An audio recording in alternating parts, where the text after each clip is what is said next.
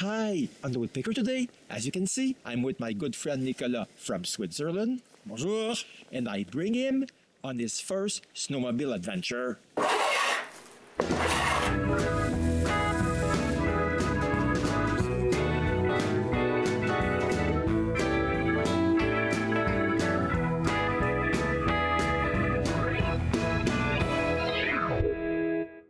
Salut les bracaillons, bienvenue dans mon atelier. Nicolas has a YouTube channel where he makes stuff the Swiss way. You can check out his channel. Let him know I sent you there. He will be happy. On peut le trouver en 600, 640 et 900 mm de profondeur.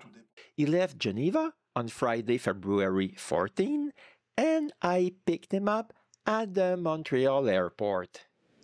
His stay begins quite badly because we're having the biggest snowstorm of the last 70 years. 70 centimeters of snow in 2 days. It's impossible to get out of the house without shoveling, as you can clearly see here. This means that I have to get the snowblower out, while Nicolas and René shovel the door so I can pass through it.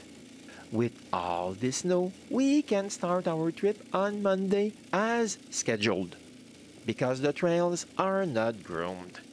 Instead, we have to start our trip on Tuesday. But the trails in the area are still not groomed, so we have to begin our journey in L'Île Bizarre. When we're ready, it's sledding time. It starts great, because the trails are freshly groomed here.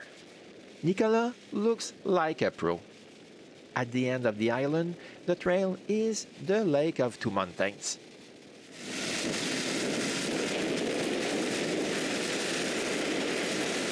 It's not as smooth because there are more snowbanks here. 14 kilometers later, I fall into a ditch because I'm unable to see the difference between the trail and the ditch. We get the snowmobile out and continue up to Le Cabanon.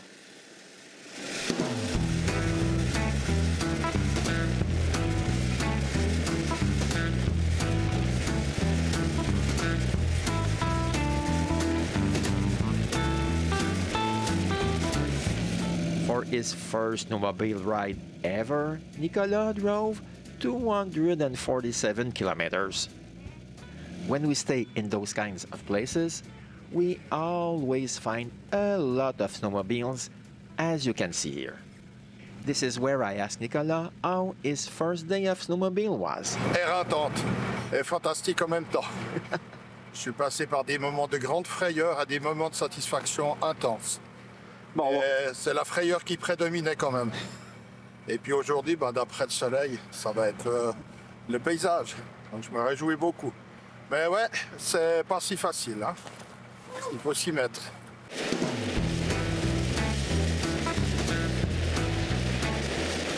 From here, we go to Saint-Michel-des-Saints, where we meet Sylvain, René's brother.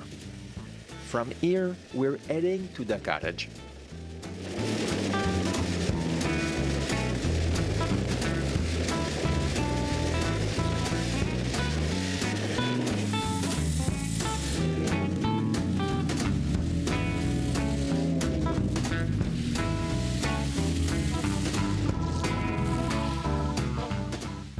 As you can see, there's so much snow on the ground that even the groomer got stuck.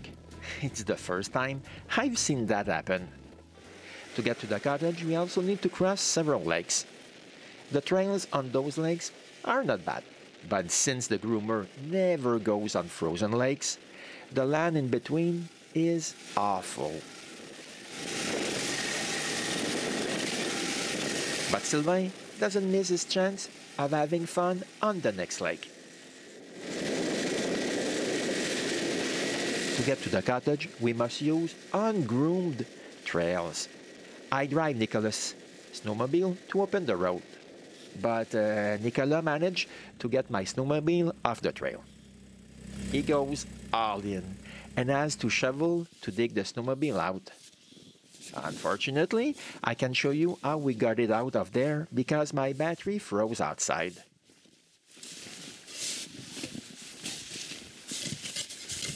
But with Nicolas's big heart, several kilometers further down the trail, he got stuck again. I know, he only did this so I was able to show you how we got out of it the first time. He's so thoughtful.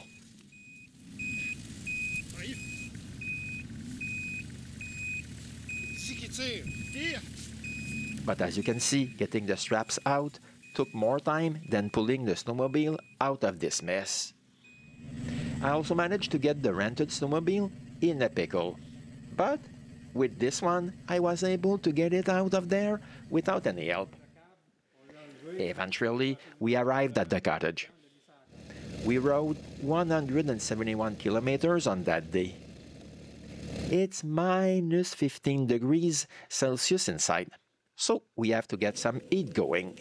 As usual, I use the propane heater to raise the temperature quickly, and the wood stove will be able to keep it at this temperature.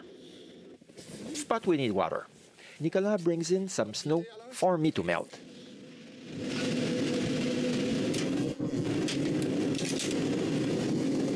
The next day is our longest ride of our trip. It starts well, when we see a hare on the trail. Unfortunately, we have to take the worst trail I ever took in my life. Poor Nicolas is not getting the presidential treatment, that's for sure.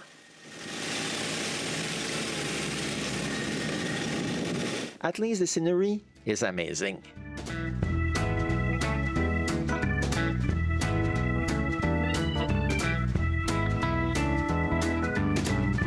But I got a little bit too excited and fell into yet another ditch.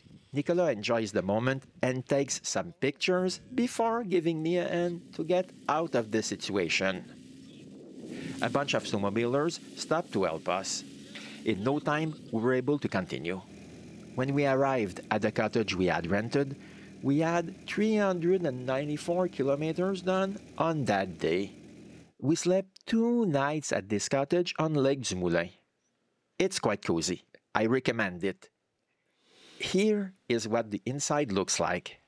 Now it's time to ask Nicolas how his trip is going up until now. Je suis cassé de partout, mais le plaisir a pris le pas sur la terreur. Mais je me réjouis d'avoir une journée quand même un peu plus soft aujourd'hui. Mais je suis très content, ouais, c'est vraiment toute une expérience. Je crois pouvoir dire qu'on a fait, grâce à toi, tous les terrains. On s'est tonqué, on a fait de la neige poudreuse, de la neige glacée, on a fait 2 nuits. Ouais, tu m'as soigné. Pour une initiation, je te dis pas tout de suite merci, Alain, mais je y prends plaisir. From there, we take a trail that goes through Letsuc. To get there, we have to cross this narrow bridge. Since the road is made of a metal grid, they added some smooth sections so the skis of the snowmobiles can slide on it. After crossing this bridge, we're almost at Letsuc, and we can see this stream near the trail.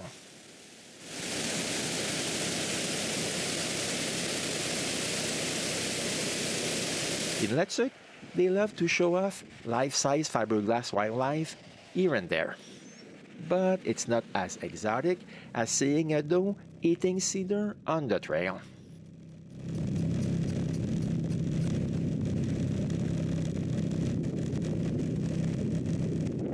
You never know what you'll see on a snowmobile trail, but in a city like that, it's quite unexpected. That day, we went and ate at Lac Edouard and came back to our rented cottage. We drove 245 kilometers on that day. The next day, we need to come back to the cottage because we are unable to find another place to sleep on Saturday.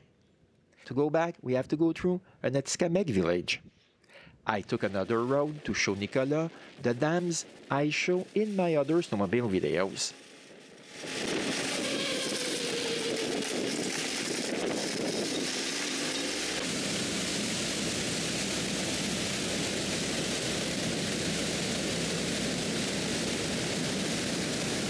This time, with all the shortcuts I took, we drove for only 261 kilometers. But this time, it's warmer inside the cottage, and that's appreciated. Nicolas also likes the fact that we arrive earlier in the day, so he's able to take some pictures. I'm pretty sure he already has seen this scenery in many of my videos. The next day, we head back to Saint-Michel-des-Saints, where Sylvain has parked his trailer. It's also on this trail that we're able to see that the groomer was removed from its unfortunate position. Our last night was spent at La Glacière in Saint-Zénon. We rode 205 kilometers that day. Alors je les ai trouvés fantastiques, on a eu le soleil pendant un petit moment, des pistes incroyables, là on a fait toute une trace, je crois que c'était la 33, qu'on a suivi sur des kilomètres et des kilomètres qui avaient été toutes surfacées, là c'était vraiment, ça se rapprochait un peu du ski avec des grandes glisses, des grands contours, géniaux, toujours bien fatigué, t'es quand même content d'arriver à l'étape le soir. Et puis ouais, une aventure extraordinaire aussi avec Son Sylvain qui nous accompagnait, c'était super sympa.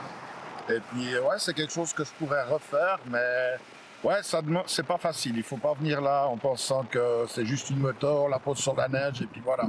C'est complètement autre chose. Et puis j'ai bien supporté aussi le froid. Il fait froid, oui, il fait vraiment froid, mais on est bien équipé. Et puis ouais, j'ai des images incroyables, toute cette neige, ces lacs gelés, immaculés, avec aucune trace. Ouais, j'ai des images plein les yeux, quoi. Donc je suis heureux, je suis détruit mais heureux. On our way back home, we had the chance to see several small flocks of wild turkeys. Nicolas also saw a nice fishing village up close. He told me that he had never seen that before.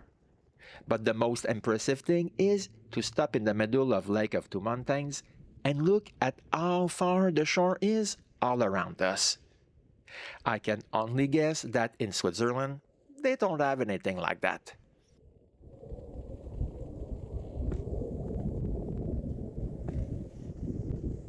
After 7 days, we had managed to sled 1,762 kilometers on Quebec's snowmobile trails.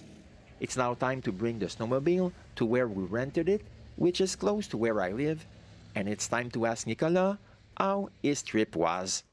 On est au bout du périple, j'étais bien fatigué, mais j'ai des images incroyables plein les yeux, on a rencontré des gens super sympas, on a vraiment une expérience inoubliable, j'avais jamais fait ça, je m'imaginais que c'était... Je suis bon skieur, étant suisse, je suis bon skieur et puis je suis aussi motard, et je pensais que c'était un peu entre les deux et puis pas du tout, c'est complètement autre chose. Ouais, c'est physique, mais alors on a aussi des grands moments de bonheur, là, quand on file le long de ces lacs gelés, plein de neige immaculée, franchement, j'avais jamais vu ça de ma vie, donc c'est vraiment une belle expérience.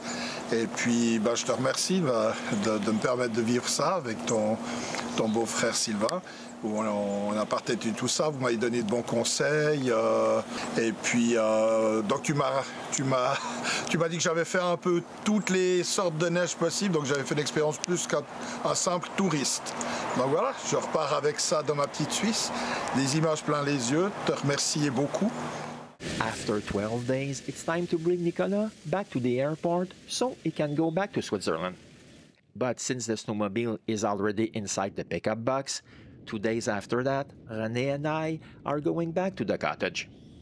As usual, we do most of the trip on the road up to the outfitter's place where we leave the truck. After packing everything in bins and taking care of the ugly rat, we are able to go to the cottage for 8 days of well-deserved rest from the trip I took with Nicolas. Out there, we don't do much, besides taking walks on the tracks I made with my snowmobile and shoveling the roof like I do every winter. In fact, I only remove the snow in front of the chimney. I also edit most of this episode on the Raspberry Pi I leave at the cottage. But I'm a little bit disappointed that Nicolas didn't experience waking up at minus 30 Celsius like we had the chance to do, René and I. But because of Nicolas, both Sylvain and I bought a snowmobile like the one Nicolas had rented, and we went straight back on a 5-day trip. I really loved the long trip I took with Nicolas. Making him discover my country on a snowmobile was a blast. I hope I will be able to do this again one day. Those were the trails we rode on our adventure, and also some pictures that Nicolas took.